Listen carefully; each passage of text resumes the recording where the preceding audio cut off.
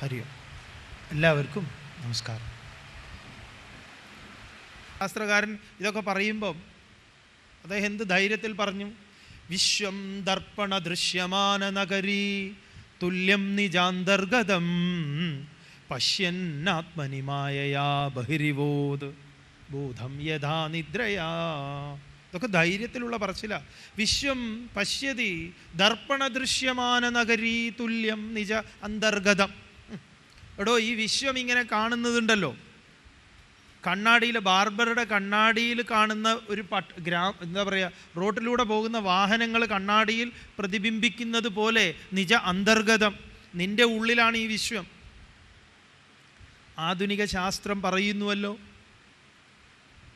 ഈ പ്രപഞ്ചത്തെ നമ്മുടെ ഉള്ളിൽ അതിമനോഹരമായി ചെപ്പിലൊതുക്കി വെച്ചിട്ടുള്ളതാണ് എന്ന് ഇപ്പോഴത്തെ ആധുനിക ശാസ്ത്രകാരന്മാർ പറയണു.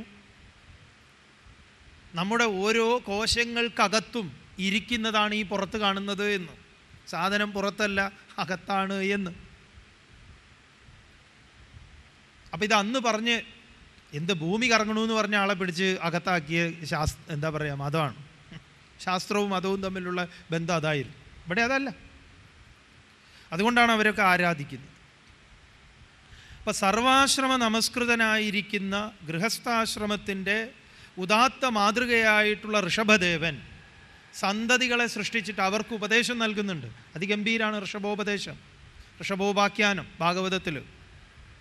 എന്നെ നാട്ടുകാർ ഋഷഭൻ എന്ന് വിളിക്കുന്നു, മാം ഋഷഭം പ്രാഹു, എന്നെ ഋഷഭൻ എന്ന് വിളിക്കുന്നു, ശ്രേഷ്ഠൻ എന്ന് വിളിക്കുന്നു. അതുകൊണ്ട് ഞാൻ നിങ്ങൾക്ക് പറഞ്ഞു തരുന്നു എന്ന് പറഞ്ഞ് കുട്ടികൾക്ക് ധർമ്മം ഉപദേശിക്കുന്നു. അപ്പോൾ ഒരച്ഛൻ്റെ, അമ്മയുടെ ധർമ്മമാണ് സന്തതികളെ സൃഷ്ടിക്കുക. ആ സന്തതികളെ എങ്ങനെ സൃഷ്ടിക്കുക? 100 പേർക്ക് സമന്മാരായി. അപ്പം നമ്മുടെ ഒരു മകൻ മതി 100 പേർക്ക് സമമായിട്ട്. അങ്ങനെയുള്ള ഒരു സന്തതി ഉണ്ടെങ്കിലോ പോരെ, അത് പോരെ നമുക്ക്, അല്ലേ? ഇതൊന്നുണ്ട്, ഇങ്ങോട്ട് വിളിക്കുമ്പോൾ അങ്ങോട്ട് പോകും, അങ്ങോട്ട് വിളിക്കുമ്പോൾ ഇങ്ങോട്ട് വരും. നമ്മുടെ മനസമാധാനം മുഴുവൻ പോണ ഈ സന്തതികളെ കൊണ്ടാണെന്ന് പറയും. ഓരോരുത്തർക്ക് കുട്ടികളില്ലാത്ത ദുഃഖം, ഉള്ളവർക്കോ അതിൻ്റെ ദുഃഖം. ഇതൊന്നും ഇല്ലാത്തതായിരുന്നു ഭഗവാനെ നല്ലതെന്ന് ചിലർ, ഇല്ലല്ലോ എന്ന് ചിലർ. അപ്പോൾ സർവാശ്രമ നമസ്കൃതനായിരിക്കുന്ന ഋഷഭൻ ഈ സന്തതികളെ സൃഷ്ടിക്കുന്നതിലൂടെ അങ്ങനെയൊരു സൃഷ്ടിയാണ് നടത്തിയത്. അപ്പോൾ ഗൃഹസ്ഥാശ്രമിയെ സംബന്ധിച്ച് നാം ഋഷഭനാകുന്നത് ഇവിടെയാണ്. നാം അമ്മയാകുമ്പോൾ അച്ഛനാകും. ഇതാണ് സർവാശ്രമ. കാരണം എല്ലാ ആശ്രമങ്ങളും നിലകൊള്ളുന്നത് ഗൃഹസ്ഥാശ്രമത്തിലാണ്. എല്ലാ ആശ്രമങ്ങളെക്കാൾ ശ്രേഷ്ഠമായിട്ടുള്ള ആശ്രമം ഗൃഹസ്ഥാശ്രമമാണ്. സന്യാസാശ്രമത്തിനും ബ്രഹ്മചര്യാശ്രമത്തിനും വാനപ്രസ്ഥത്തിനും ഒക്കെ അടിത്തറ പാകുന്നത് ഗൃഹസ്ഥാശ്രമത്തിൽ. ഒരു ഗൃഹസ്ഥൻ്റെ മകനാണ് സന്യാസി. അല്ലാതെ സന്യാസിമാർക്ക് സന്തതികളൊന്നും ഉണ്ടാവാറില്ല. സന്യാസിമാരായിട്ട് നമ്മളോട് ചിലർ ചോദിക്കാറുണ്ട്, സ്വാമിയുടെ അച്ഛൻ സ്വാമിയായിരുന്നോ? അറിയില്ല ചിലർക്കൊക്കെ. ഈ സ്വാമിമാർക്കാണ് സ്വാമിമാർ കുട്ടികൾ ജനിക്കണമെന്ന്.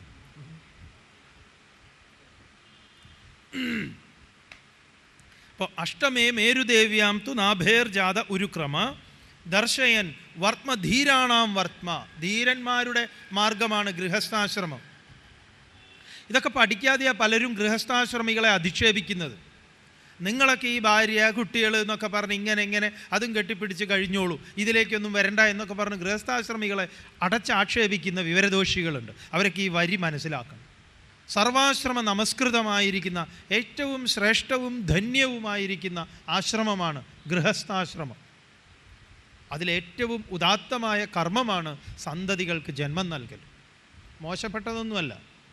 ചിലരുടെ ധാരണ തന്നെ, നമ്മളൊക്കെ വിവാഹം കഴിച്ചു കുട്ടികളൊക്കെ ആയി, ഞങ്ങൾക്കൊക്കെ ഈശ്വരനെ അറിയാൻ പറ്റുമോ സ്വാമി, സത്യം അറിയാൻ പറ്റുമോ? ഇനി സ്വാമിയൊക്കെ ഭാഗ്യവാൻ, വിവാഹവും കഴിച്ചിട്ടില്ല, കുട്ടികളും ഇല്ല, അതുകൊണ്ടൊക്കെ തന്നെ ഈശ്വരനായിട്ട് അടുത്ത് നിൽക്കുന്നു. ഞങ്ങളൊക്കെ പാപികളായ നമ്മൾ. ഇതൊക്കെ പറയുന്നതാ പാപം. 9ാമത്തെ ആളോ കർമ്മത്തിൻ്റെ ഉദാത്തമായ വേറൊരു വിദ്വാൻ. ആരാണ്? ഋഷിഭിർയാജിതോ ഭേജേ നവമം പാർത്ഥിവം വപു ദുഗ്ധേമാമോഷധീർ വിപ്രാഹ തേനായം സ ഉഷത്തമ. ഇതെല്ലാം ഭാഗവതത്തിൽ ശ്ലോകം എടുത്ത് നോക്കിയേക്കണം, ഇതൊക്കെ ശരി തന്നെയാണോ എന്ന്. ആരാണ്? ഋഷിഭിർ യാജിതോ ഭേജേ നവമം പാർത്ഥിവം വപു.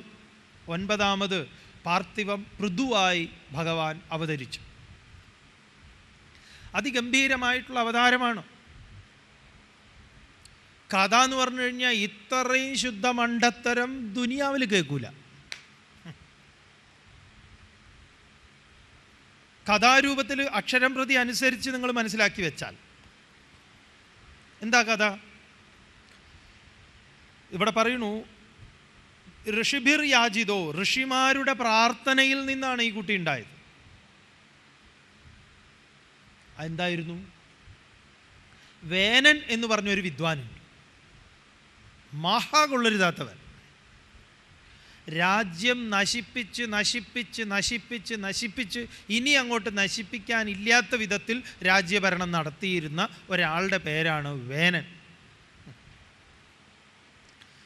നോക്കുകൂലി, എല്ലാ കൂലിയും ഇൻട്രൊഡ്യൂസ് ചെയ്ത ആളാണ് വേനനെ. ആരെങ്കിലും നോക്കി അപ്പം ടാക്സ് കൊടുക്കണം.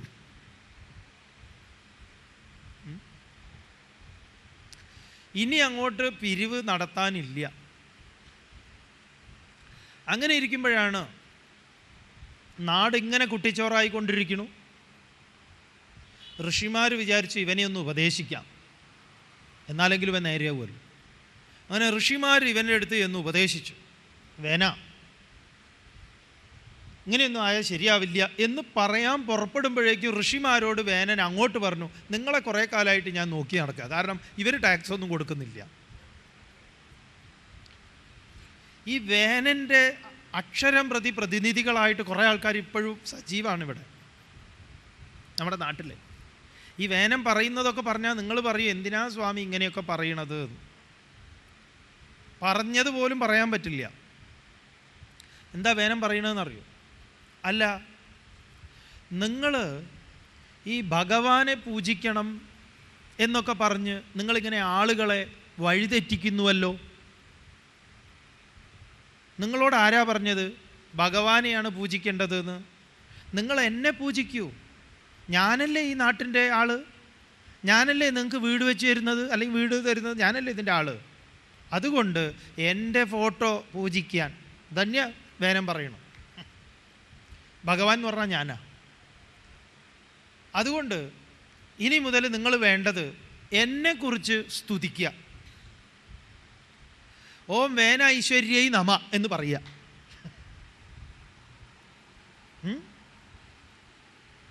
പിന്നെ വേന എന്താ സ്വരൂപ എന്തൊക്കെയോ ഇനി എങ്ങനെ പറഞ്ഞാൽ ചിലപ്പോൾ അതൊക്കെ സ്ലിപ്പായിട്ട് എവിടെയെങ്കിലുമൊക്കെ എത്തും. അതിനെ ചൊല്ലിയൊരു പൊല്ലാപ്പ് വേണ്ട. വേനം പറയുന്നതാ ഇതൊക്കെ. മഹാഭാരതത്തിൽ അതിഗംഭീരാണ് വേനൻ്റെ ഈ പ്രഖ്യാപനങ്ങൾ. അപ്പോൾ വേനം പറയാണ്, നിങ്ങൾ ഇതൊക്കെയാണ് പോയി ചെയ്യേണ്ടത്. അതുകൊണ്ട് എനിക്ക് പറയാനുള്ളത് ഇതാണെന്നൊക്കെ പറഞ്ഞപ്പോഴേക്കും ഋഷിമാർക്ക് ഇത് കുറച്ച് കടന്നുപോയല്ലോ എന്ന് കരുതി അവർ ഹും എന്ന് പറഞ്ഞു. ഇത്രയേ പറഞ്ഞുള്ളൂ. അതോടുകൂടി വേനൻ ഭും കഴിഞ്ഞു. വേനൻ്റെ കാറ്റ് പോയി. എന്നാൽ ഇതിന് കാത്തു നിൽക്കുകയാണ്. നാട്ടിലാണെങ്കിൽ പ്രതിപക്ഷമുണ്ട്, ഉടനെ ഒരു ലോകസഭ തട്ടിക്കൂട്ടും. അവിടെ അതൊന്നും പറ്റില്ല. അതുകൊണ്ട് വേനന് സന്തതികളൊന്നുമില്ല. പിടിച്ച് രാജാവാക്ക. രാജ്യം അന്യം നിന്നു. അപ്പം പിന്നെ വേനനെ ചെയ്തത് എന്താണ്? ഈ അമ്പലത്തിൽ കൊടിമരമൊക്കെ ഉണ്ടാക്കുന്നതിന് മുമ്പ് ഈ എണ്ണത്തോണിയിൽ ഈ മരം ഇടും, കുറേ മരുന്നുമൊക്കെ ആയിട്ട്. എന്ന പോലെ വേനനെ ഒരു കൊടിമരത്തിനുള്ള തേക്ക് പോലെ എണ്ണത്തോണിയിലിട്ടു, കുറേ എണ്ണയൊക്കെ ഒഴിച്ച്. അങ്ങനെ എന്തിനാ ഇയാൾ ഇങ്ങനെ ഇട്ടത് എന്ന് ചോദിച്ചു കഴിഞ്ഞാൽ, ഇങ്ങനെ ഇടൽ പതിവാണോ? ഭാരതത്തിൽ ഇങ്ങനെ മരിച്ചവരെ എണ്ണത്തോണിയിലിട്ട് ജീവിപ്പിക്കുന്ന വിദ്യ ഉണ്ടായിരുന്നു എന്നൊക്കെ പറയുന്ന ചില ആൾക്കാരുണ്ട്. അവരൊക്കെ വാസ്തവത്തിൽ ഈ ജനങ്ങൾക്ക് വീണ്ടും മൂഢവിശ്വാസങ്ങളെ നൽകുന്നവരാ. ഇതൊക്കെ മര്യാദയ്ക്ക് പഠിച്ചാൽ ഈ പ്രശ്നങ്ങളൊന്നുമില്ല. അങ്ങനെ എണ്ണത്തോണിയിൽ ഇയാളെ ഇട്ട് വെച്ചു. അങ്ങനെ ഋഷിമാർ തൈര് കടയുന്ന പോലെ ഇവിടെ പറയണു, കടഞ്ഞു. അങ്ങനെ ഇയാളെ കടഞ്ഞ സമയത്ത് കാല് കടഞ്ഞപ്പം അതിൽ നിന്ന് നിഷാദന്മാർ, കാട്ടാളന്മാരുണ്ടായി. കൈകൾ കടഞ്ഞപ്പോൾ അർച്ചിസും പൃഥുവും, വലത് കൈയിൽ നിന്ന് അർച്ചിസും, വലത് കൈയിൽ പൃഥുവോ ഇടത് കൈയിൽ അർച്ചിസോ, അങ്ങനെ രണ്ടുപേര് അങ്ങോട്ടും ഇങ്ങോട്ടും. രണ്ട് കൈകളിൽ നിന്നായി, ഓരോ കൈകളിൽ, ഒരു കൈയിൽ പൃഥുവും ഒരു കൈയിൽ അർച്ചിസും. അർച്ചിസ് ജനിച്ചു, പൃഥു ജനിച്ചു. ഉടനെ ഇവർ തമ്മിൽ വിവാഹവും കഴിച്ചു. ഉടനെ ഇദ്ദേഹത്തിനെ രാജാവുമാക്കി. ഇത് അക്ഷരാർത്ഥത്തിൽ നിങ്ങൾ എങ്ങനെ വിശ്വസിക്കും എന്നൊക്കെ ചോദിച്ചാൽ, കഥയ്ക്ക് സത്യം നൽകുന്നവർ നിങ്ങളുടെ യുക്തിയിൽ, ബുദ്ധിയിൽ ഇതെങ്ങനെ നിങ്ങളിതിനെ സ്ഥാപിക്കും എന്ന് പറഞ്ഞാൽ നിങ്ങൾ പറയും പണ്ടല്ലേ അതൊക്കെ നടക്കും. പണ്ട് എന്ത് നടന്നോ അത് ഇപ്പോഴും നടക്കും. പണ്ടത്തേക്കാൾ കൂടുതൽ കാര്യങ്ങളാണ് ഇപ്പം നടക്കണം. പണ്ടത്തേതിനേക്കാൾ സാധ്യതയുള്ളത് ഇപ്പോഴാണ്. മൃതശരീരത്തിൽ നിന്ന് ജനിക്കും. എന്ത് ജനിക്കും? പുഴുക്കൾ ജനിക്കും. എന്നിട്ട് ആ പുഴുക്കൾ ആ മൃതശരീരത്തെ തിന്നും. എന്നിട്ട് അത് സ്വയം ചാവും. അങ്ങനത്തെ ഒരു വിദ്യയുണ്ട്. അത് പണ്ടുണ്ട്, ഇപ്പോഴും ഉണ്ട്. വേനൻ എന്ന് പറഞ്ഞാൽ പോയവൻ എന്നാണ്, മൃതൻ എന്നാണ്. വേനൻ്റെ ശബ്ദത്തിനർത്ഥം അതാണ്, മൃതൻ. അവനിൽ സാധ്യതകളൊക്കെ അടയ്ക്കപ്പെട്ടവൻ, മറച്ചവൻ എന്നാണ്. ഇവിടെ ഋഷിമാരാൽ പ്രാർത്ഥിക്കപ്പെട്ട് എന്ന് പറയുമ്പോൾ അവിടെ ഒരു ഋഷിയുടെ ഇടപെടലുണ്ട്. ആരാണ് ഋഷി? വേദം തന്നെയാണ്, ഉപനിഷത്ത് മന്ത്രങ്ങളാണ് ഋഷി. അതിനാൽ അർത്ഥിക്കപ്പെട്ട് എന്ന് പറയുമ്പോൾ അതിൻ്റെ അഭ്യർത്ഥന, പ്രാർത്ഥനയിൽ നിന്ന് ആരുണ്ടായി? അഗ്നിതത്വമായ അർച്ചിസ്, പൃഥു. പൃഥു എന്ന് പറഞ്ഞാൽ സമൃദ്ധമായത് എന്നാണ്. ഈ പൃഥുവിൽ നിന്നാണ്, പൃഥുവാണ് ഭൂമിയെ ഭരിച്ചത്. പൃഥുവാണ് ഇപ്പോഴും ഭൂമിയെ ഭരിക്കുന്നത്.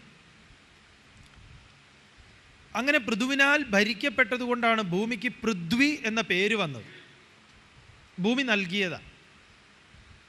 ഭൂമി പറഞ്ഞു, പൃഥു പറഞ്ഞു, നീ എൻ്റെ മകളാണ്, അതുകൊണ്ട് നിന്നെ എൻ്റെ പേരോടുകൂടി അറിയും എന്ന് പറഞ്ഞ് അനുഗ്രഹിച്ച് നൽകിയ പേരാണ് പൃഥ്വി എന്ന്. മകളുടെ സ്ഥാനം നൽകിയത് ആര്? പൃഥു. അങ്ങനെ പൃഥുവും ഭൂമിയും തമ്മിലുള്ള ഒരു സംവാദമുണ്ട് ഭാഗവതത്തിലും ഭാരതത്തിലും. അതിഗംഭീരമാണ്. ഇത് ഗംഭീര സയൻസാണെന്നറിയോ? ഭൂമി പൃഥുവിനോട് പറയുന്നതാണ് എങ്ങനെയാണ് എന്നെ സമീപിക്കേണ്ടത്. അതാണ് ലോകത്തിന് ഭാരതം നൽകുന്ന സന്ദേശം. ദോഹനം എന്നെ പറയുന്നുണ്ട്. ആ ഒരു ശ്ലോകം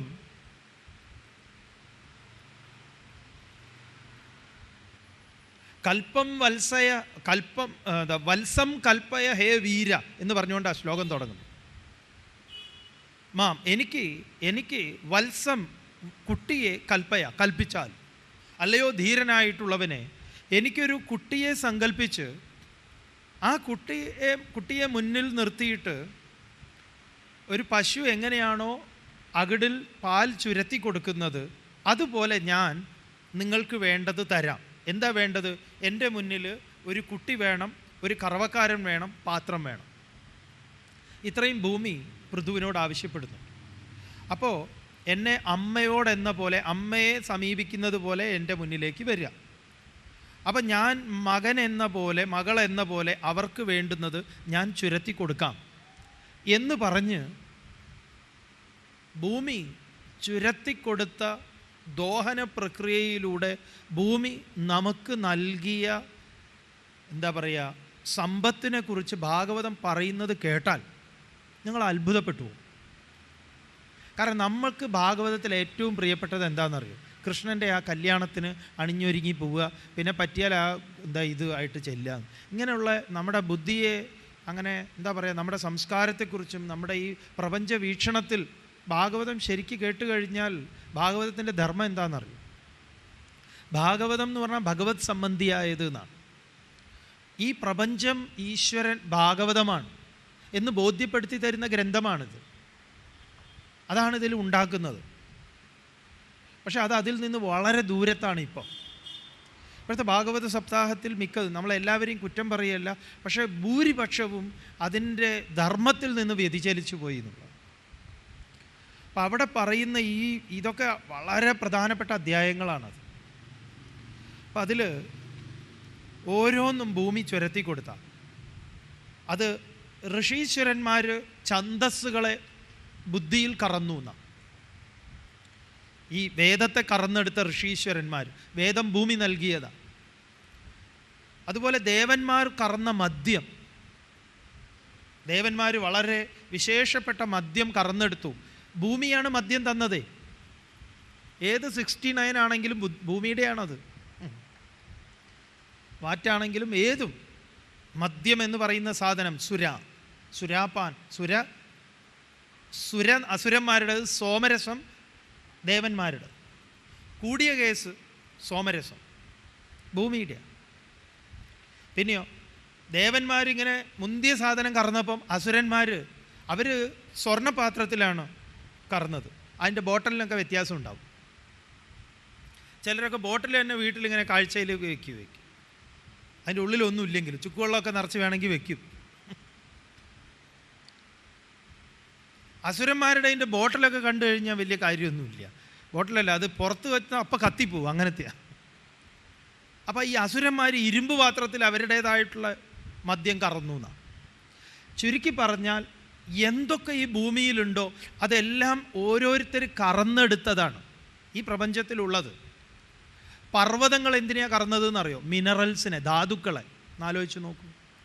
അങ്ങനെ പർവ്വതങ്ങൾ ഭൂമിയിൽ നിന്ന് ധാതുക്കളെ കറന്നെടുത്തു എന്ന് പറഞ്ഞാൽ ധാതുക്കളെ ഹോൾഡ് ചെയ്യുന്നു അവർ. അപ്പോൾ നമ്മൾ പഠിക്കുന്ന ഭൂമിശാസ്ത്രത്തെ മറ്റൊരു വിധത്തിൽ ഭാരതം ഋഷി പഠിപ്പിക്കുകയാണ്. ഇതൊരു വിശ്വാസത്തിൻ്റെ ഒരു ഗ്രന്ഥമല്ല ഇതൊരു വലിയ അറിവിൻ്റെയാണ്. അതുകൊണ്ടാണ് നമ്മുടെ ഈ ശാസ്ത്രം പഠിച്ചാൽ, ഈ ശാസ്ത്രത്തിന് അനുസൃതമായ ഒരു വിദ്യാഭ്യാസം ചിട്ടപ്പെടുത്തിയാൽ ഈ നാടിൻ്റെ മുഖച്ഛായ തന്നെ മാറിപ്പോവും, ലോകത്തിൻ്റെ തന്നെ മുഖച്ഛായ മാറും. നമുക്ക് ഇപ്പോഴും നോക്കൂ, നമ്മുടെ കേരളത്തിലെ ഏറ്റവും വലിയ വിവാദങ്ങളാണ് എന്താ പറയുക, ഗാഡ്ഗിൽ വേണോ കസ്തൂരി രംഗം വേണോ എന്ന്. വിവരദോഷികളായിട്ടുള്ള ആളുകൾക്ക് ഇപ്പോഴും അറിയില്ല പരിസ്ഥിതിയും നമ്മളും തമ്മിലുള്ള ബന്ധത്തെക്കുറിച്ച്. ഒന്ന് ആലോചിച്ച് നോക്കണം.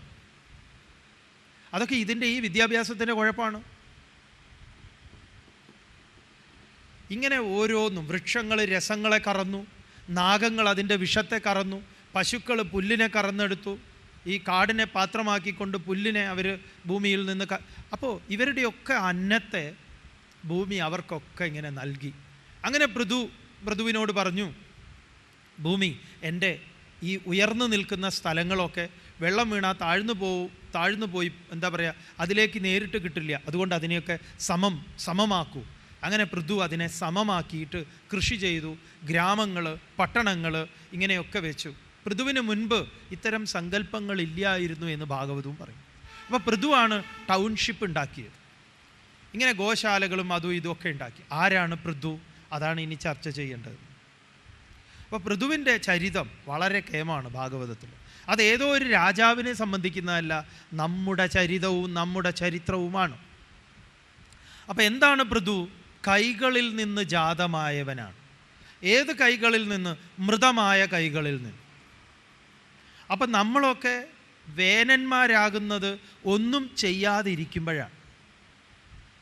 ഒന്നും ചെയ്യാതിരിക്കുന്ന ആളുകളുണ്ട്, അവരെക്കുറിച്ച് പറയും ചത്തതിനൊക്കുമേ ജീവിച്ചിരിക്കലും. മൃതരാണവർ. എത്ര ആളുകളുണ്ട് എന്നറിയും. ആകെ അവരുടെ ജോലി എന്താണെന്നറിയോ? ഇത് തന്നെ. എന്താ വാച്ച അല്ല, ഇത് റിമോട്ടാണെന്ന് സങ്കല്പിക്കുക. TV കുറച്ച് നേരം ഇട്ടു, പിന്നെ വീണ്ടും അടുത്തത്,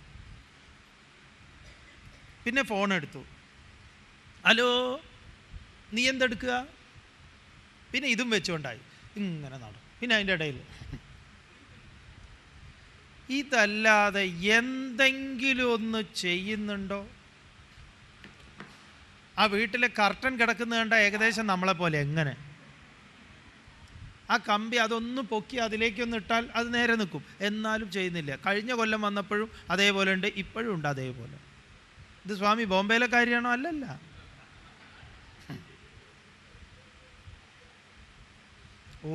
എന്തൊക്കെ ചെയ്യാം, ചെയ്യൂല. ഒരു വെണ്ടയ്ക്ക കുരു ആ ടിന്നിലെങ്കിലും, പഴയ ടിന്നിലിട്ടാൽ മതി, കുറച്ച് മണ്ണും വെച്ച് അത് മുളച്ച് 4 വെണ്ടയ്ക്ക നമുക്ക് തരും.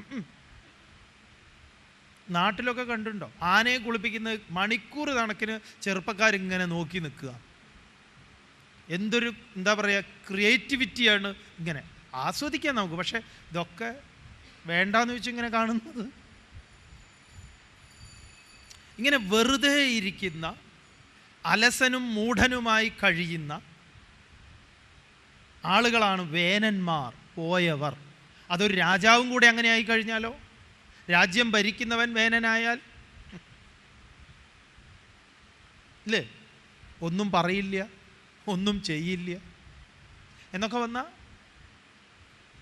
അപ്പോൾ ഋഷിമാരുടെ പ്രാർത്ഥന എന്ന് പറഞ്ഞാൽ ഉപനിഷത്തുകളുടെ ഇടപെടൽ. ഇങ്ങനെയൊന്നും ആയാൽ പോരാ മോനെ, ഉദ്ധരേത് ആത്മനാത്മാനം ഉത്തിഷ്ഠത ജാഗ്രത എന്നൊക്കെ കേൾക്കുമ്പോൾ, ഭാഗവതമൊക്കെ കേട്ടു, ഭഗവത്ഗീതയൊക്കെ കേട്ടപ്പം വേനൻ തീരുമാനിച്ചു ഇങ്ങനെയൊന്നും ആയാൽ പോരാ. ചിലരെ കണ്ടിട്ടുണ്ടോ? നമ്മളൊക്കെ എത്രയോ ശ്രദ്ധിച്ചിട്ടുണ്ട് ആളുകളെ. അവർ വളരെ തിരക്കുള്ളവരാണ്. എന്തുകൊണ്ടാണ് അവർക്ക് തിരക്ക്? അവർ പലതിലും എൻഗേജ്ഡാണ്. വീടുകളിലൊക്കെ ഉണ്ട് ചിലർ, അവർക്ക് തന്നെ ഒരു ടൈലറിങ് മെഷീൻ ഉണ്ട്. ആ ടൈലറിങ് മെഷീൻ കൊണ്ട് അവർ പഴയ തുണികളൊക്കെ തന്നെ തലയണ കവറാക്കിയിട്ടും കർട്ടനാക്കിയിട്ടും കുട്ടികൾക്ക് വേണ്ടതും അവർക്ക് ഇടാനുള്ള വീട്ടിലെ മാക്സി, നൈറ്റി, അത് ഇത് എന്നൊക്കെ പറഞ്ഞ് എല്ലാം അവർ ഉണ്ടാക്കുന്നു. അവർ സോഫ സെറ്റിന് കവറടിക്കുന്നതും എല്ലാം ഇവരാണ്. അങ്ങനെ ഇവരുടെയൊക്കെ വീട്ടിൽ പോയി ഇവരാണ് ഇതൊക്കെ ചെയ്യുന്നത് എന്ന് കണ്ട ഒരു വേനനല്ല, വേനൻ്റെ അതെ ഭർത്താവിനോട് പറഞ്ഞു, എനിക്കും ഒരു മെഷീൻ ഉണ്ടെങ്കിൽ ഞാനും ഇതുപോലെ ചെയ്യുമെന്ന്. അങ്ങനെ ഇദ്ദേഹം വിചാരിച്ചു എന്നാൽ നന്നാവട്ടെ എന്ന് വിചാരിച്ചു മെഷീൻ മേടിച്ചു കൊടുത്തു. അപ്പോൾ ആ മെഷീൻ എങ്ങനെയുണ്ട്? അവിടെ മൂലയിൽ ഇങ്ങനെ ഉണ്ട്, അല്ലെങ്കിൽ സ്ഥലമില്ല. അതിൻ്റെ ഇടയിൽ മെഷീനും കൂടെ ഉള്ളപ്പോൾ ഇയാൾ ഇടയ്ക്കിടയ്ക്ക് ഇയാളുടെ കാലതിന് തട്ടും. അപ്പം തന്നെ ഇങ്ങനെ ദേഷ്യം വരും. അല്ല, നിനക്കിത് വേണ്ടെങ്കിൽ ഇത് ആർക്കെങ്കിലും എടുത്തു കൊടുക്കും. അങ്ങനല്ല, ഞാൻ ടൈലറിങ് ക്ലാസ്സിന് പോവുക, അടുത്ത ആഴ്ച പോകും. ഇങ്ങനെ പല പല ക്ലാസ്സുകളിൽ പോകുന്നു. ഒന്നും നടക്കില്ല. കാണുമ്പോൾ തോന്നും ഒരു വേനൻ അങ്ങോട്ട് ഉണരുകയായി. അതില്ലാത്തത് കൊണ്ടാണ്. ഇത് വന്നു കഴിഞ്ഞപ്പോഴോ അതില്ല. യുറേക്ക ഫോബ്സ് എന്ന് പറഞ്ഞ് ഈ പൊടിയെടുക്കുന്ന ഒരു സാധനം ആദ്യം ഇറങ്ങിയിരുന്നു. അതിൻ്റെ ഡെമോൺസ്ട്രേഷൻ കണ്ടപ്പോൾ നമ്മൾ എന്ത് തീരുമാനിച്ചു? എൻ്റെ വീട്ടിൽ ഇനി പൊടി എന്ന് പറയുന്ന സാധനം ഉണ്ടാവില്ല. ഇപ്പം അത് പൊടി പിടിച്ച് കിടക്കുക. ഇതൊന്നും ബോംബെയിലെ കാര്യമില്ല, നാട്ടിലെ കാര്യങ്ങളാണ്. അതെ, ഓരോന്നും ഇല്ലാഞ്ഞിട്ടായിരുന്നു നമുക്ക്. ഇതാണ് ഇങ്ങനെ ഒന്നും ചെയ്യാതെ ഇരിക്കുന്ന മൃതമായതിനെ ഋഷിമാർ കടഞ്ഞ് ഇതിനെ എന്താ പറയുക, ഈ കൈകളെ,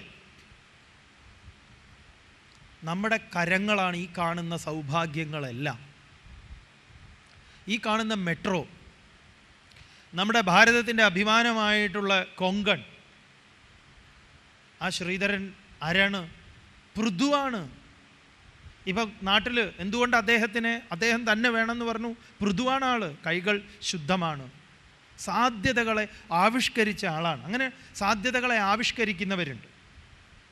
കൈകളിൽ സാധ്യതകൾ ഉറങ്ങി മൃതമായി ഇരിക്കുന്ന സാധ്യതകളെ കരങ്ങളിൽ ആവിഷ്കരിക്കുന്ന മനുഷ്യൻ്റെ ഏറ്റവും ഉദാത്തമായ കർമ്മത്തിൻ്റെ അമൂർത്തമായ ഒരു അവതാരമാണ് പൃഥു. എന്ന് പറഞ്ഞാൽ നാം നമ്മുടെ കൈകളെ സജ്ജമാക്കണം. ചിന്മയാനന്ദ സ്വാമിജി പറയുന്ന ഒരു തമാശയുണ്ടല്ലോ, ബോംബെയിൽ സ്വാമിജി പറയാറുള്ളത്. ചില തമാശകളൊക്കെ, ഈ ഫ്ലാറ്റിൽ നിന്ന് ആ ഫ്ലാറ്റുകാരൻ്റെ വീട്ടിൽ തോരയിട്ടിരിക്കുന്ന വസ്ത്രത്തെക്കുറിച്ച് അഭിപ്രായം പറയുകയാണ് ഈ വീട്ടിലെ അമ്മ. നോക്കുക അവരുടെ ആ വസ്ത്രത്തിൻ്റെ ഒരു നിറം, കുറച്ച് ഉജാല മുക്കിയിട്ടാൽ എന്താ അവർക്ക്, എന്തൊരു പിശുക്കനാണ് എന്ന് പറയും. ഒരു ദിവസമുണ്ട് നല്ല വെള്ളയിൽ. അപ്പോൾ പറയാം, നോക്കുക നമ്മൾ ഇവിടെ ഇരുന്ന് പറഞ്ഞത് കേട്ടു എന്നാ തോന്നുന്നത്. അപ്പോൾ ഭർത്താവ് പറഞ്ഞു, അതല്ല ഞാൻ ഗ്ലാസ് തുടച്ചതാന്ന് പറയും. അതെ, അപ്പം ഇന്നലെയും മിനിഞ്ഞാന്നും ഒക്കെ അവരുടെ വസ്ത്രത്തിൻ്റെ നിറം തൂവെള്ള തന്നെയാണ്. നമ്മുടെ അഴുക്ക് പിടിച്ചതിലൂടെ നമ്മൾ കാണുകയായി. അപ്പം സാധ്യതകളെ നമ്മൾ ആവിഷ്കരിക്കുമ്പോഴാണ് വേനനിൽ നിന്ന് പൃഥുവിലേക്കുള്ള ദൂരം ഇത്രയേ ഉള്ളൂ, ഞാനൊന്ന് ഉണരേണ്ടതുണ്ട്. അങ്ങനെ നമ്മൾ ഓരോരുത്തരും ഉണർന്നു കഴിഞ്ഞാൽ നാടിനെ പിന്നെ പിടിച്ചാൽ കിട്ടില്ല. ഇവിടുത്തെ എന്താ പറയുക, യങ് പവർ, സ്വാമിജി ഉപയോഗിക്കുന്ന ക്യാച്ച് ദം യങ് എന്നാണ് ഇത് പറയുന്നിടത്താ പറയും. ഇതിനെയാണ് വിവേകാനന്ദ സ്വാമികളും പറയുന്നത്. ഇതിനെയാണ് പിടിക്കേണ്ടതെന്ന് പറയും. സാധ്യതകളെ ആവിഷ്കരിക്കുക. ആ സാധ്യതകളെ സമൂലം നശിപ്പിക്കുന്നതാണ് ലഹരി പദാർത്ഥങ്ങൾ, മറ്റു പലതും ആ യുവത്വത്തിനെ കാർന്നു തിന്നുന്നത്. അതുകൊണ്ടാണ് സ്വാമിജി വിവേകാനന്ദ സ്വാമികൾ സപ്രഷനല്ല, സബ്ലിമേഷൻ എന്ന് പറയും, ഉദാത്തവത്കരം, അതിനെ വഴിതിരിച്ചു വിടുക. അവിടെയാണ് ചിന്മയാനന്ദ സ്വാമികൾ ആ യൂത്തിൻ്റെ സ്വാമിജിയുടെ ചില സ്റ്റേറ്റ്മെൻ്റ് ഉണ്ടല്ലോ, youth are not useless, they are used less, they are not careless, cared less. അതുകൊണ്ട് you can, you must, you will. ഇതൊക്കെ പറയുമ്പോൾ തന്നെ ചെറുപ്പക്കാർ എത്ര പേര് പ്രചോദിതരായി, എന്തൊക്കെ ചെയ്തിട്ടുണ്ട് ഈ നാടിന്. പക്ഷെ ആ സ്വാമിജിയുടെ ഒരു അഭാവം ഇന്ന് ശരിക്കുമുണ്ട്. ആ സിംഹഗർജനം, അതിൽ ഏത് വേനനും എഴുന്നേൽക്കും. 100 കിലോമീറ്റർ എന്തോ, 100 അതെ, ഒരു 50 കിലോമീറ്ററോ എന്തോ സൈക്കിൾ റാലി നടത്തിയിട്ട് കെതച്ചുകൊണ്ട് സ്വാമിജിയുടെ യജ്ഞശാലയിലേക്ക് വന്നു എന്നാ. എന്നിട്ട് സ്വാമിജിയോട് പറഞ്ഞു, ഞങ്ങൾ ഇത്ര കിലോമീറ്റർ സൈക്കിൾ ഇത്. സ്വാമിജി പറഞ്ഞു, ഇതിവിടെ രാവിലെ ന്യൂസ് പേപ്പർ ബോയും പാലുകാരനും ഇതിലും കൂടുതൽ പോകുന്നുണ്ട്. എന്നിട്ട് അവർ ഇരുത്തിയിട്ട് ഒന്നുകൂടെ കാര്യമായിട്ട് പറഞ്ഞു. അപ്പോഴാണ് അവർ കന്യാകുമാരി ഇട്ടു കാശ്മീരിലേക്ക് യുവകേന്ദ്ര തീരുമാനിച്ചത് പോവാൻ. പറഞ്ഞാൽ അതിനെ അങ്ങോട്ട് മോട്ടിവേറ്റ് ചെയ്യും. അങ്ങനെ നമുക്കൊരു മോട്ടിവേഷൻ ആവശ്യമാണ്. ആ വേനനെ മൃദുവാക്കേണ്ടത് ആവശ്യമാണ്. അതെപ്പോഴാണ്? ഗൃഹസ്ഥാശ്രമത്തിലാണ്, പ്രവൃത്തിയിലാണ്. അതുകൊണ്ടാണ് ഈ പൃഥുവാണ് പട്ടണങ്ങളെ സൃഷ്ടിച്ചത്, പൃഥുവാണ് ഇതെല്ലാം എടുത്ത്. ഇതൊക്കെ പൃഥുവാണ്. പൃഥു എന്നൊരു വ്യക്തിയല്ല, മനുഷ്യ കരങ്ങളെയാണ്, സമൃദ്ധമായ കരങ്ങളെയാണ് പൃഥു എന്ന് ഭാഗവതം പറഞ്ഞത്.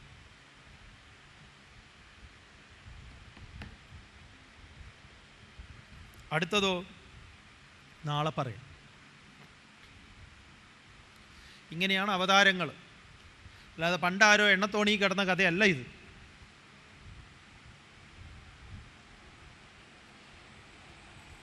ആ കഥയൊക്കെ നിങ്ങൾ വിശ്വസിച്ചോളൂ. അത് വേണ്ടവർ വല്ലാതെ മനസ്സിനെ അസ്വസ്ഥമാക്കുന്നുവെങ്കിൽ ഇങ്ങോട്ടേക്ക് വരാതിരിക്കുക. ഇതേ സ്വാമിക്ക് പറയാനുള്ളൂ. നിങ്ങൾ ആ അസ്വസ്ഥത മറ്റുള്ളവർക്കും കൂടെ സംഭാവന ചെയ്യരുത്. ഓം പൂർണ്ണമദഃ പൂർണ്ണമിദം പൂർണ്ണാത് പൂർണ്ണമുദച്യതേ പൂർണ്ണസ്യ പൂർണ്ണമാദായ പൂർണ്ണമേവാവശിഷ്യതേ. ഓം ശാന്തി ശാന്തി ശാന്തി. ഇതെങ്ങനെയാണ് സ്വാമി ഇതൊക്കെ തീരുമോ എന്ന് ചോദിച്ചാൽ, ഇതൊരു എക്സാമൊന്നുമല്ല. ഇത് കഴിഞ്ഞാൽ ഉടനെ ഇത് ശരിക്കും മനസ്സിലാക്കി പോവുക.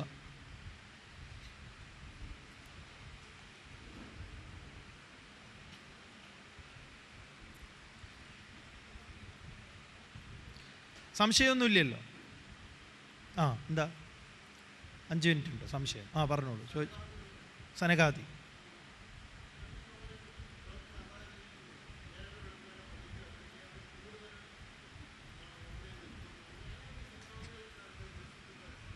സനകാദികൾ അതെ.